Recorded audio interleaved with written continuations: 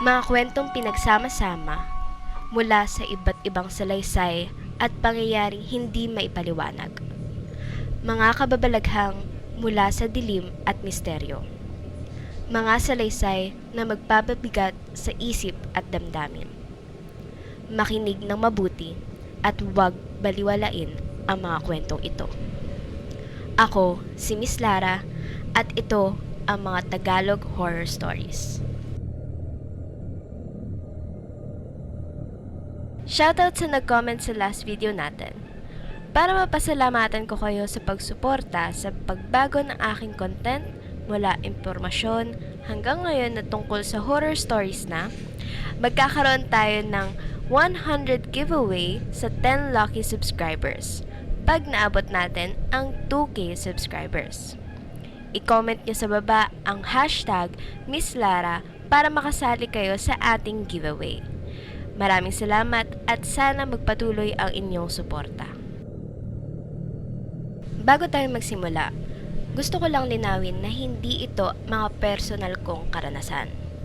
Ang mga kwentong ito ay matagal nang umiikot sa internet na ikukwento ko sa paraang parang ako mismo ang nakaranas nito.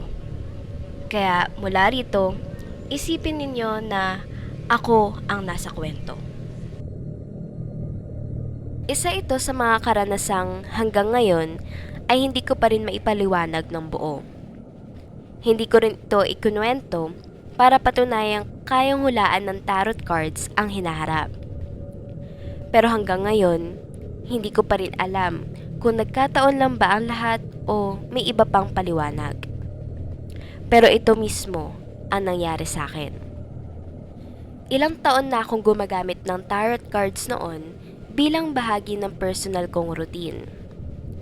Hindi ako humuhugot ng cards para alamin ang magiging kapalaran ko o para manghula ng mangyayari sa buhay ko. Tuwing umaga lang, bago magsimula ang araw, kumukuha ako ng isang card at tinatanong ko ang sarili ko, ano kaya ang magiging tema ng araw na to? Sinusulat ko yon sa journal ko kasama ang date. Tapos sa gabi, babalikan ko ang entry para tignan kung may kaugnayan ba ang card sa mga nangyari sa buong maghapon. Noong umagang yon, bandang 8:00, ginawa ko rin ang nakasanayan kong routine. Matapos kong i-shuffle ang deck, humugot ako ng isang card. The Tower.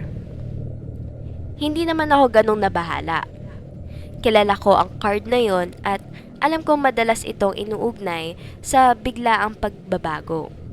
Hindi inaasahang pangyayari o isang pangyayaring kayang bumaligtad sa normal na takbo ng buhay. Pero dahil matagal ko ring ginagawa ang tarot reading, hindi ko agad iniisip na may masamang mangyayari.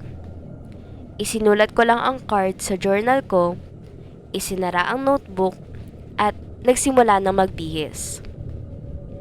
Habang naghahanda ako, binuksan ko ang radyo gaya ng nakasanayan ko tuwing umaga. Ilang minuto lang ang lumipas nang biglang naputol ang regular na programa. May breaking news. May isang eroplano raw na bumangga sa isang mataas na gusali. Noong una, inakala na lahat na isa lang itong malagim na aksidente. Ganon din ang naisip ko. Pero habang lumilipas ang mga minuto, sunod-sunod na ang pumapasok na updates sa radyo. Ramdam mong naging seryoso ang sitwasyon dahil nag-iba na ang tono ng mga news anchor. Halatang kahit sila ay hindi na alam ang buong nangyayari. Habang nakikinig ako, napansin kong parang unti-unting bumibigat ang pakiramdam ko. Hindi dahil sa tarot card, kundi dahil sa balitang narinig ko. Noong mga panahon yun, nakatira ako sa pinakatuktok na isang high-rise condominium sa Boston Harbor. Mula sa bintana ko, madalas kong makita ang mga eroplano lumilipad mula sa Boston Logan Airport papunta sa iba't ibang destinasyon sa silangang bahagi ng Amerika. sanay na akong marinig ang ingay ng mga eroplanong dumaraan halos araw-araw. Habang nagpapatuloy ang coverage, may isang detalyeng binanggit ang reporter na nagpahinto sa akin. Ang eroplanong sangkot sa insidente ay nagmula sa Boston Logan Airport. Iyon mismo ang airport na ilang minuto lang ang layo sa tinitirhan ko. Doon na ako tuluyang napaisip. Napatingin ako sa journal kong nakapatong pa rin sa mesa. Bukas pa rin yon sa pahinang may nakasulat na isang salita. The Tower. At hindi pa rin natapos ang umagang yon. Habang nagpapatuloy ang live coverage, may isang eroplano pang bumangga sa isa pang tore. Doon na naging malinaw sa buong mundo na hindi ito isang aksidente. Noong sandaling yon, para akong nanlabig. At hanggang ngayon, marahil alam na ng ilan sa inyo kung anong araw ang tinutukoy ko, tama ang naririnig nyo.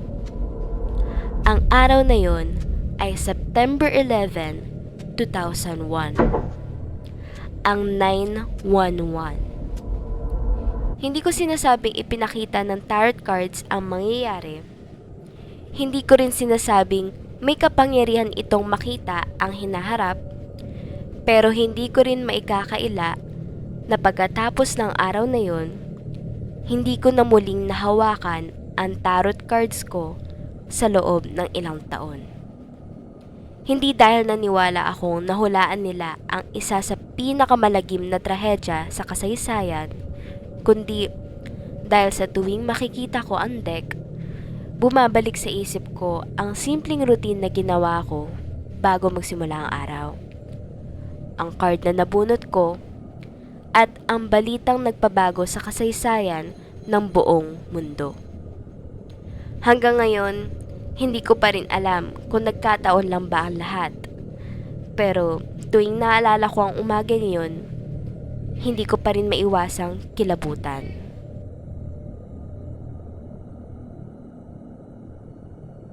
Sa dami ng taong nabasahan ko, natutunan kong huwag agad paniwalaan ang lahat ng pinapakita ng mga cards. Para sa akin, gabay lang ang mga ito. Minsan tumutugma ang reading, minsan naman wala talagang koneksyon sa nangyayari. Kaya kapag may nagtatanong kung kaya bang hulaan ng tarot ang hinaharap o ibunyag ang buong katotohanan, lagi kong sinasabi na wala namang kasiguraduhan ang bawat reading. Isang umaga, papasok ako sa trabaho at gaya ng nakasanayan ng mapansin kong maraming taong nagkukumpulan sa gilid ng kalsada. Paglapit ko, nakita ko ang isang kotse na malakas na sumalpok sa isang poste. Wasak ang unahan nito at nagkalat sa daan ang mga pira-pirasong salamin. Narinig ko ang usapan ng mga tao sa paligid.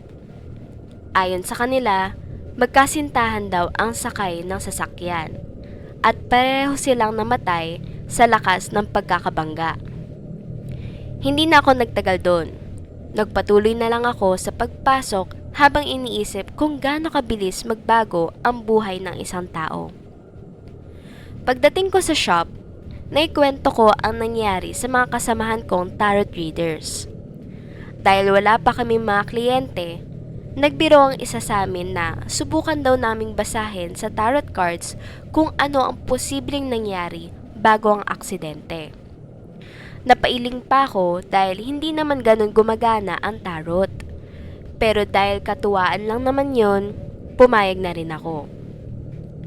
Tahimik kong hinawakan ang deck at nagsimulang mag-shuffle. Hindi ko hiniling na ipakita kung ano ang eksaktong nangyari. Ang naisip ko lang ay kung may mensaheng gustong iparating ang mga cards tungkol sa aksidenteng iyon. Isa-isa kong inilatag ang mga ito at agad na lumabas ang The Lovers, Three of Swords at The Chariot in reverse. Napatingin sa akin ang mga kasama ko habang pinagmamasdan ko ang spread. Sa tarot, ang The Lovers ay sumisimbolo sa isang relasyon. Ang Three of Swords ay madalas na inuugnay sa pagtataksil o matinding sakit sa damdamin. At ang The Chariot in reverse ay pagkawala ng kontrol. Nang bumunot pa ako ng isa, lumabas naman ang The Tower. Isang card na karaniwang sumisimbolo sa biglaan at mapanirang pangyayari. Hindi ko sinabi na yun ang totoong nangyari. Isa lang yung interpretasyon batay sa mga cards. Posibleng nagkaroon na matinding pagtatalo ang magkasintahan habang nasa biyahe. Posible ring may kinalaman sa pagtataksil ang pinag-awayan nila hanggang sa mawalan ng kontrol ang pagmamaneho. Isa lamang yon posibilidad. Napailing ang isa kong kasamahan at sinabing nakakatakot kung sakaling yun nga ang totoong dahilan na aksidente. Napangiti lang ako at sinabi kong wala namang paraan para malaman natin ang buong katotohanan. Habang kinokolekta ko ang mga cards, may isang card na kusang nahulog sa mesa. Hindi ko naman yun binunot at wala rin yun sa spread. The High Priestess ang nakaharap. Napansin yun ng isa kong katrabaho at tinanong kung bakit may naiwan pang card. Sinabi ko na lang na baka sumabit lang habang nagsha-shuffle ako. Hindi ko na ipiniliwanag ang kahulugan nito. Sa isip ko kasi, ang card na yun ay madalas iugnay sa mga lihim, intuition, at isang babaeng may dalang mensahe. Lumipas ang 3 araw at tuluyan ko na ring nakalimutan ang nangyari. Abala kami sa trabaho nang may pumasok na isang babaeng gustong magpa-reading. Tahimik lang siya at diretso siyang umupo sa harap ko. Hindi ko na siya masyadong pinagmasdan dahil inaayos ko pa ang cards ko. Sinimulan ko ang normal kong proseso at pinag-shuffle ko siya ng deck. Habang inilalatag ko ang mga cards, napansin kong paulit-ulit na naman lumalabas ang parehong kombinasyon. The Lovers, Three of Swords, The Chariot in reverse. Hindi ko may paliwanag kung bakit, pero bigla akong kinabahan. Nagsimula siyang magtanong tungkol sa relasyon nila ng boyfriend niya. Sa unang tingin, maayos naman ang ipinapakita ng cards. May pagmamahalan pa rin at malalim ang connection nilang dalawa. Nang itanong naman niya kung may mabigat ba silang pagsubok na pagdadaanan, muli na naman lumabas ang Three of Swords. Habang iniisip ko kung paano ko ipapaliwanag yun, mahina niyang itinanong ang sumunod niyang tanong. Gusto lang daw niya malaman kung totoo bang may iba ang boyfriend niya.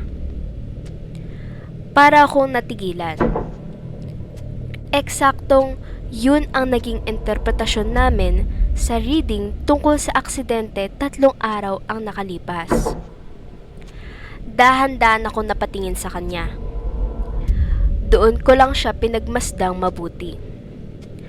Maputla ang balat niya, may manipis na hiwa sa noo, may mga tuyong bahid ng dugo sa gilid ng muka, at may maliliit na piraso na salamin na tila nakabuon pa sa manggas na suot niyang damit. Doon ko siya nakilala. Siya ang babaeng nakita kong inilalabas mula sa wasak na kotse. Patay na siya. Pinilit kong kumalma at itinago ang takot ko. Ayoko mahalata niyang may napansin ako. Nagkunwari akong normal lang ang lahat at pinagpatuloy ang pag-shuffle ng cards. Tinanong ko siya kung bakit niya gustong malaman yon. Hindi siya agad sumagot. Nakatingin lang siya sa mga cards bago marahang nagsalita na nakita ko naman daw siguro ang nangyari sa kanila. Pagkatapos nun, isa na lang ang paulit-ulit niyang tinatanong. Bakit siya niloko? Bakit hindi siya naging sapat? Habang tumatagal ang usapan, lalong bumibigat ang pakiramdam ko. Hindi ko na mabasa ng maayos ang mga cards dahil nanginginig na ang mga kamay ko. Napansin niyang hindi ako makasagot. Unti-unting nagbago ang ekspresyon ng mukha niya. Nawala ang lungkot at napalitan yun ng galit. Paulit-ulit niyang tinatanong ang parehong bagay hanggang sa halos pasigaw na ang boses niya. Hindi ko na kinaya. Napasigaw na lang ako at naitulak ko ang mesa. Nagkalat sa sahig ang buong deck. Lahat ng cards ay nakataob, maliban sa isa. Death. Yun lang ang nakaharap sa gitna ng sahig. Nang iangat ko ang tingin ko, wala na ang babae. Bakante na ang upuang inuupuan niya, ilang segundo lang ang nakalipas. Napansin ng mga kasamaan ko ang bigla kong pagsigaw, kaya agad silang lumapit at tinanong kung ano ang nangyari. Hindi ako agad nakasagot. Nakatitig lang ako sa bakanting upuan habang pilit iniisip kung paano ko ipapaliwanag ang nakita ko. Pero ayon sa kanila, wala raw akong kausap. Mag-isa lang daw ako nakaupo sa mesa simula pa lang. At sa lahat ng cards na nagkalat sa sahig, death lang ang nakabukas.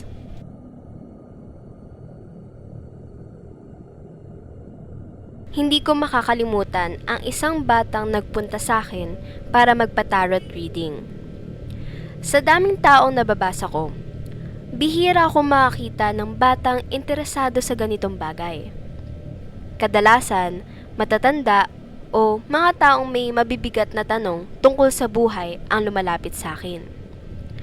Kaya nung araw na yun, nagulat ako nang may isang batang lalaki ang tumayo sa harap ng mesa ko.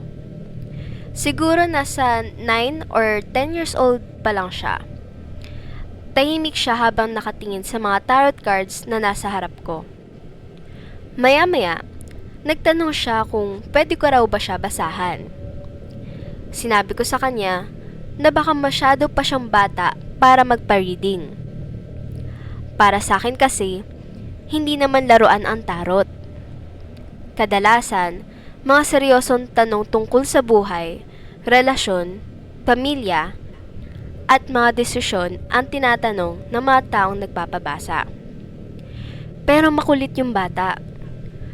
Paulit-ulit siyang humihingi at sinasabi niyang gusto lang naman niyang malaman kung ano raw ang lalabas sa cards niya. Wala naman siyang masamang intensyon at mukhang curious lang talaga siya. Kaya pinagbigyan ko na rin. Pinaupo ko siya sa harap ko at ipinaliwanag ko na hindi naman dapat katakutan ang tarot cards.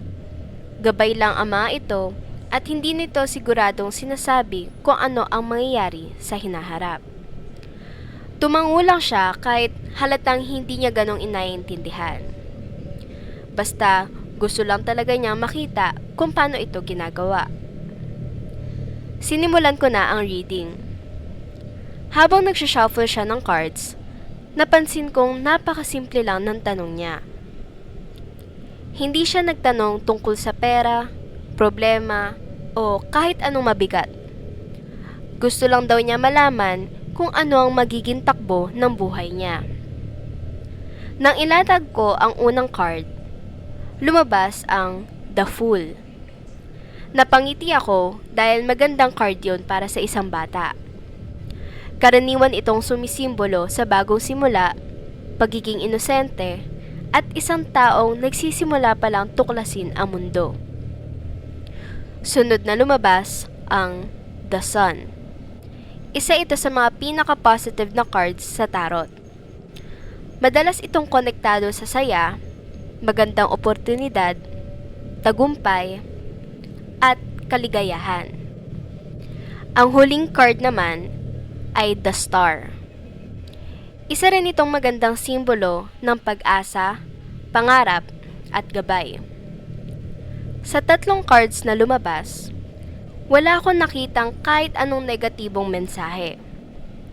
Para sa akin, napakagaan ng reading niya. Parang sinasabi lang ng cards na marami pa siyang magandang mararanasan habang lumalaki siya. Sinabi ko sa bata na maganda ang lumabas sa cards niya. Hindi ko na masyadong pinaliwanag ng malalim dahil bata pa siya at baka hindi rin niya maintindihan. Pero may kita mo sa mukha niya na natuwa siya. Kahit hindi niya alam ang eksaktong ibig sabihin ng mga cards, sapat na sa kanya na marinig na maganda raw ang lumabas. Pagkatapos nun, nagpasalamat siya at tumayo na para umalis. Habang papalabas siya, hindi ko na siya masyadong pinansin dahil may inaayos akong ibang gamit sa mesa. Narinig ko na lang ang isang maliit na kalabog, parang may nasagi sa gilid ng mesa. Hindi ko agad pinansin dahil akala ko may nahulog lang na gamit. Pero ilang segundo ang lumipas, napansin kong may isang tarot card na nasa sahig. Nagtaka ako. Sigurado akong kumpleto ang deck bago umalis ang bata. Pinulot ko yung card at binaliktad. Death. Nanlamig ako ng kaunti. Hindi dahil sa ibig sabihin ng card mismo. Alam kong hindi literal na kamatayan ang death card. Sa tarot, mas madalas itong sumisimbolo sa pagbabago, pagtatapos ng isang yugto, o isang malaking transition sa buhay. Pero ang nakakagulat sa akin ay hindi ko siya isinama sa reading. Hindi siya kasama sa 3 cards na inilatag ko. Nasa labas siya. Parang hindi siya parte ng binasa ko. Hindi ko alam kung bakit, pero may kakaibang pakiramdam akong dumaan sa katawan ko. Tumingin ako sa direksyon kung saan umalis yung bata. Hindi ko rin alam kung bakit bigla akong kinabahan, pero naisip kong habulin siya. Paglabas ko, nakita ko po siya sa may kanto. Tinawag ko siya at lumapit. Nagtaka siya kung bakit ko siya hinabol. Hindi ko alam kung paano ipapaliwanag yung nararamdaman ko. Hindi ko naman pwedeng sabihin sa isang bata na nakakita ako ng death card pagkatapos niyang umalis. Ayokong takutin siya at ayokong magdulot ng maling takot. Kaya ang sinabi ko na lang ay mag-ingat siya palagi. Mag-ingat sa paglalakad, sa paglalaro, at huwag maging pabaya. Nagtaka siya kung bakit ko yun sinabi. Pero ngumiti na lang ako at sinabi kong wala lang. Pakiramdam ko lang na kailangan kong sabihin yun. Tumango siya at ngumiti rin bago tuluyang umalis. Akala ko, doon na matatapos ang lahat. Kinabukasan ng umaga, habang ginagawa ko ang normal kong routine, may nakita akong balita tungkol sa isang batang lalaki na nalunod sa ilog. Ayon sa report, naglalaro raw ito kasama ang ilang kaibigan nang madulas at mahulog sa malalim na parte ng tubig. Sinubukan pa siyang sagipin, pero hindi na siya umabot. Hindi ko agad pinansin ng balita, hanggang sa ipinakita ang larawan ng bata. Parang tumigil ang lahat. Siya yun. Siya yung batang nakaupo sa harap ko noong nakarang araw lang. Yung batang natuwa dahil maganda raw ang lumabas sa cards niya. At yung batang pinagsabihan kong mag-ingat. Hanggang ngayon, hindi ko pa rin alam kung nagkataon lang ba ang lahat. Baka yung death card ay simpleng nahulog lang talaga. Baka yung reading ay walang connection sa nangyari. Pero ang hindi ko makalimutan ay yung 3 cards na lumabas sa kanya. The Fool, the Sun, the Star. Lahat sila ay tungkol sa liwanag, pag-asa, at magandang simula. At marahil yun ang pinaka nakakatakot na parte. Dahil minsan, ang cards ay hindi naman palaging nagsasabi kung ano ang mawawala sa atin. Minsan, pinapaalala lang nila kung gaano kaganda ang isang bagay bago ito mawala.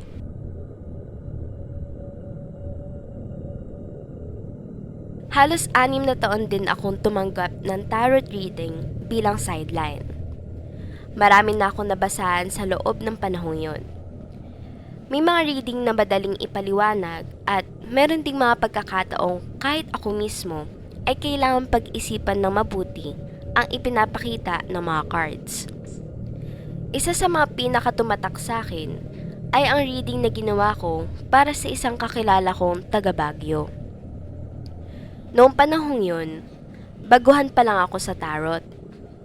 Mas nakatuon ako sa pagbibigay kahulugan ng mga cards kaysa sa pag-intindi sa mas malalim na mensaheng maaaring dala ng mga ito.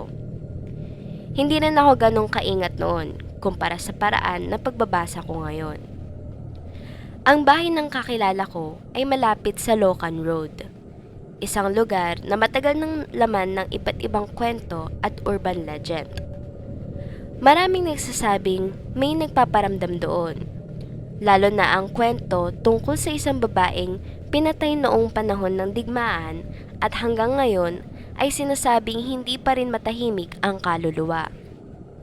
Naalala ko rin ang mga lumang balita tungkol sa ilang taxi driver sa Baguio na nagsasabing may mga pagkakataong bigla na lang may babaeng nakaupo sa likod ng taxi nila, kahit wala naman silang isinakay. Totoo man o hindi ang mga kwentong yun, sapat na yun para maging kilala ang lugar sa mga mahilig sa paranormal stories. Nabili ng pamilya niya ang bahay noong 2011 gamit ang retirement money ng kanyang ama. Maganda ang lokasyon at tahimik ang paligid, kaya nung una ay hindi ko rin pinansin nang sabihin niyang pakiramdam niya ay may kakaiba sa loob ng bahay nila. Ang unang napansin nila ay ang mga ilaw na bigla na lang mamamatay. Hindi yun paminsan-minsan lang. Ilang beses na nilang ipinatingin ang buong electrical wiring at may mga bahagi pang pinalitan ng electrician. Pero bumabalik pa rin ang parehong problema. Wala rin makitang sira o anumang technical na dahilan kung bakit nangyayari yun. Bukod doon, madalas din siyang magising sa madaling araw. Kadalasan, bandang 2:00 o 4:00, minsan ay nakakaramdam siya ng malamig na hangin kahit sarado ang lahat ng bintana. May mga gabing para bang may naglalakad sa labas ng kanyang kwarto. Pero kapag sinisilip niya, ay wala namang tao.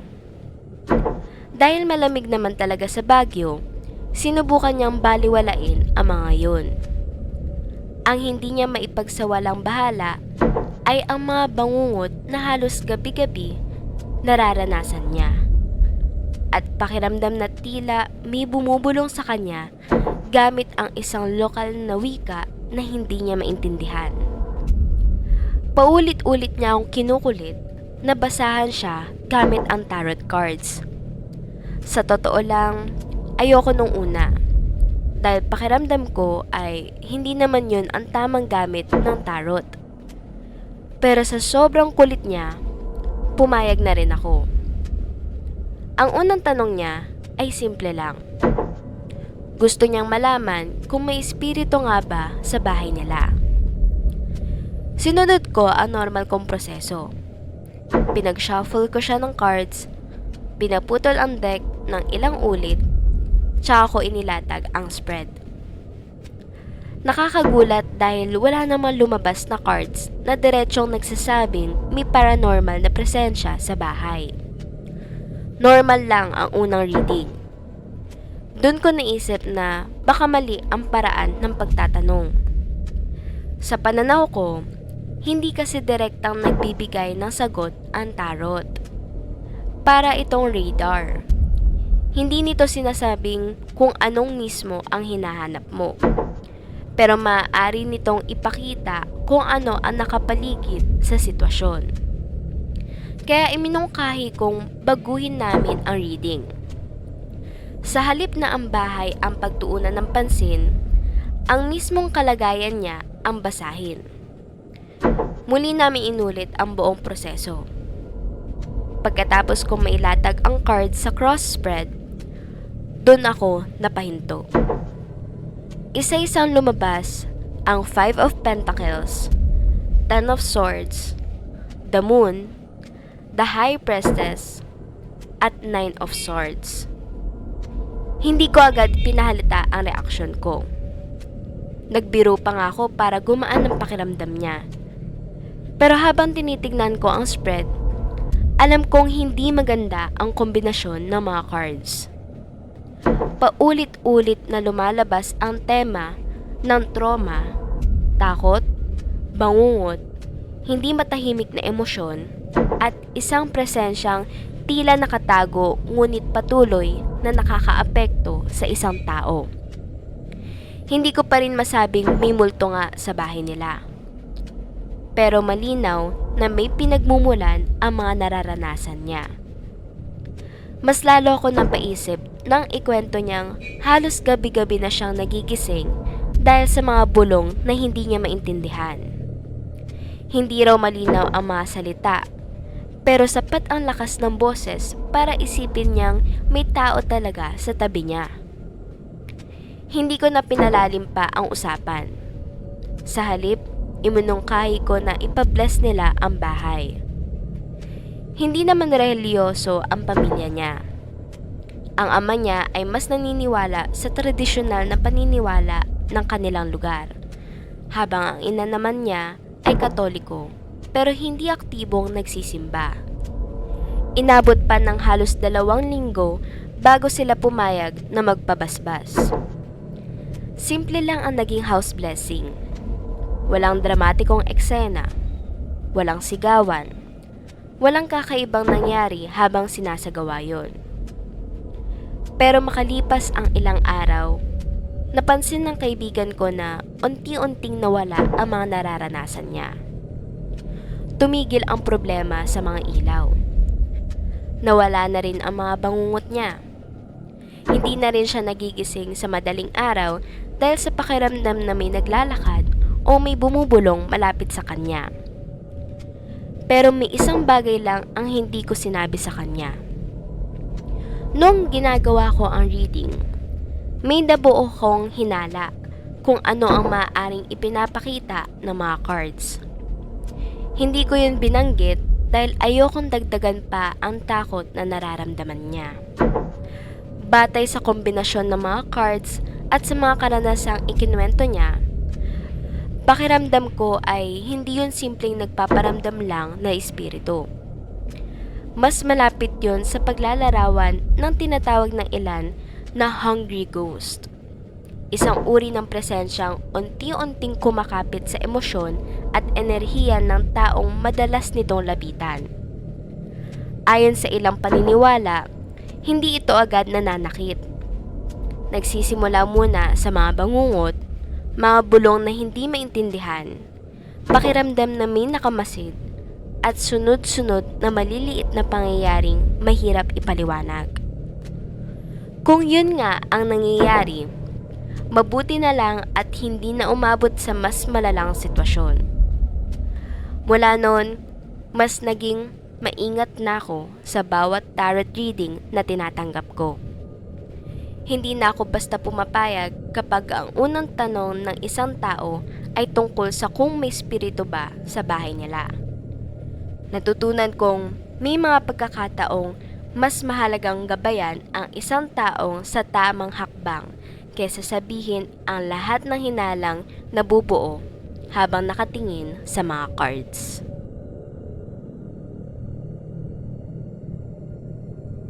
Noong nasa senior high school pa ako, naging interesado ako sa tarot cards. Hindi ako yung tipong araw-araw nagbabasa o naniniwala agad sa bawat lumalabas na card. Para sa akin, libangan lang talaga yun. At minsan, ginagamit ko kapag gusto kong magmuni-muni o pag-isipan ang mga nangyayari sa buhay ko. Paminsan-minsan, sinusubukan kong magbasa ng cards para sa sarili ko o para sa mga taong malapit sa akin. Hindi para manghula ng hinaharap, kundi dahil curious lang ako kung ano ang magiging interpretasyon ng mga lalabas. Isang gabi, wala lang talaga akong magawa, kaya naisipan kong mag-random reading tungkol sa mga taong nasa paligid ko. Hindi ako may partikular na iniisip noon. Wala akong problema sa pamilya, wala rin akong karelasyon, o kahit crush. Gusto ko lang talagang subukang tignan kung may lalabas na mensaheng makakapukaw ng pansin ko. Habang naghahalo ako ng cards, hindi ko may paliwanag pero pakiramdam ko may isang tao akong dapat pagtuunan ng pansin. Kaya nagtanong ako ng simple lang sa isip ko, kung may tao ba sa paligid ko na kailangan kong pag-ingatan. 3 cards ang sunod-sunod na lumabas. The Lovers, the Devil, at the Tower in reverse. Hindi ako eksperto sa tarot, pero kahit papano, alam ko ang mga karaniwang kahulugan ng mga card na yon. Ang unang pumasok sa isip ko ay baka tungkol yun sa isang relasyon o sa isang taong may masamang intensyon. Pero agad ko ring inisip na imposible naman yon, dahil wala naman akong gusto sa kahit na sino noong mga panahon yon. Dahil nalito ako, nagpasya akong humugot pa ng isang card bilang paglilinaw. The Hierophant. Pagkakita ko pa lang sa card na yon, may isang tao agad na pumasok sa isip ko. Isa sa mga naging teacher ko. Hindi ko alam kung bakit siya agad ang naisip ko. Pero habang tinitignan ko ang card, isa-isang bumalik sa alaala ko ang mga pagkakataong hindi ako komportable kapag malapit siya. Madalas niya akong kausapin kahit wala namang kinalaman sa klase. Minsan, nagtatanong siya ng mga personal na bagay na wala namang dahilan para itanong ng isang teacher sa estudyante. Noong una, iniisip ko lang na baka ganun lang talaga ang ugali niya. Ayoko rin mag-isip na masama dahil wala naman siyang direktang ginagawa sa akin. Pero habang tumatagal, napansin kong iba ang paraan ng paglapit niya kumpara sa ibang estudyante. Kapag nagkakasalubong kami sa hallway, madalas niya akong titigan ng matagal bago ngumiti. Kapag may pagkakataong mag-uusap kami, parang pilit niyang pinapahaba ang usapan kahit wala na talagang dahilan. May mga tanong din siyang hindi ko alam kung bakit kailangan pa niyang itanong. Hindi naman bastos ang paraan ng pagsasalita niya, pero sapat yun para makaramdam ako ng pagkailang.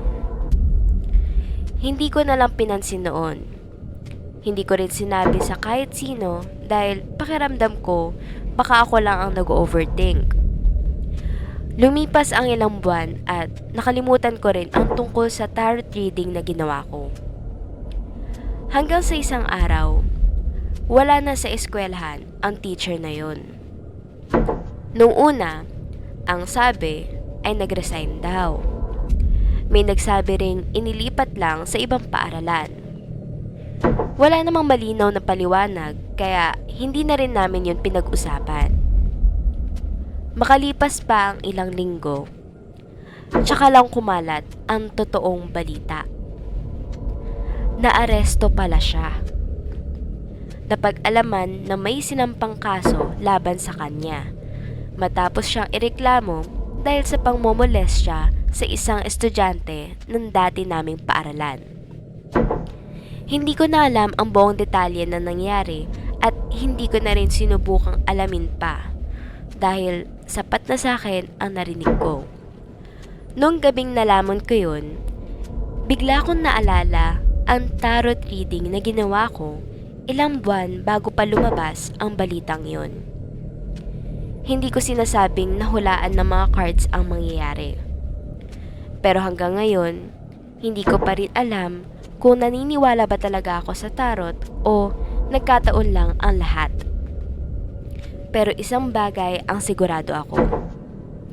Nung gabing lumabas ang mga cards na yun, may pakiramdam na akong may mali sa taong yun. Kahit hindi ko pa maipaliwanag kung bakit. At nang lumabas ang balita tungkol sa kanya, dun ko lang naisip na minsan, sapat na pala ang sariling instinct para sabihin sa atin na may taong hindi dapat pagkatiwalaan.